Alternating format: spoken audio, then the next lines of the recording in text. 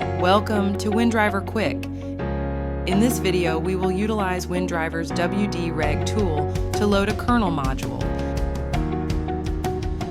If we will try to load the driver wizard while the kernel module is not loaded, we will encounter an error.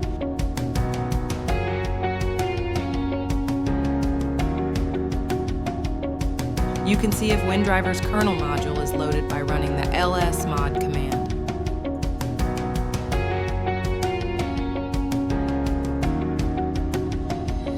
If WinDriver's kernel module is not loaded, utilize the wdreg tool in the util folder in order to load it.